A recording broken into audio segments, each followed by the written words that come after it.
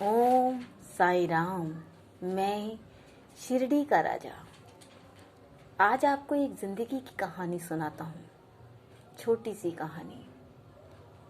एक औरत थी जो मुझसे बहुत प्यार करती थी, मेरी पूजा करती थी, मेरी पाठ करती थी और सदैव मेरे मंदिर आती थी। उसे मेरे ऊपर सदैव विश्वास था, लेकिन उसके पति को मेरे ऊपर विश्वास नहीं था। वो मुझसे कभी भी मुझे मानता नहीं था और अपनी पत्नी से लड़ता था, झगड़ता था, बहुत मार पिटाई करता था। कहता था कि मंदिर क्यों जाती है, क्यों बाबा को मानती है। तो लेकिन एक दिन उसने कहा कि क्यों जाती है मंदिर।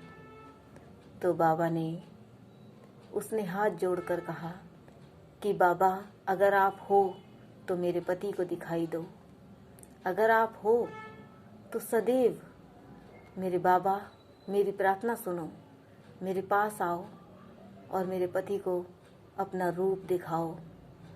वो कहता था कि वो छलिया है, वो तो ठगता है, वो इंसानों को ऐसे ही ठगता है। लेकिन जैसे ही उस औरत ने मुझे पुकारा, मैं उसको दर्शन देने के लिए फौरन आ गया। तो जब उस औरत ने मुझे पुकारा तो मैंने अपनी छवि, अपने दर्शन उसके पति को उस औरत की आंखों में दिए। और जब मैंने दर्शन दिए तो उसका पति चक्कर खाकर गिर गया, क्योंकि मैंने अपने दर्शन उसकी आंखों में दिए।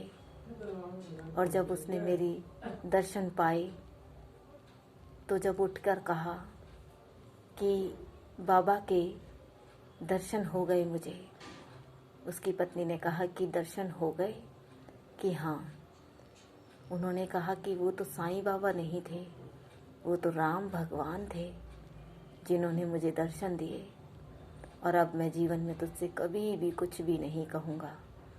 तू जो भी कहेगी, जहाँ भी जाएगी, जितनी भी पूजा करेगी कर, मैं भी तेरे साथ पूजा पाठ करूँगा।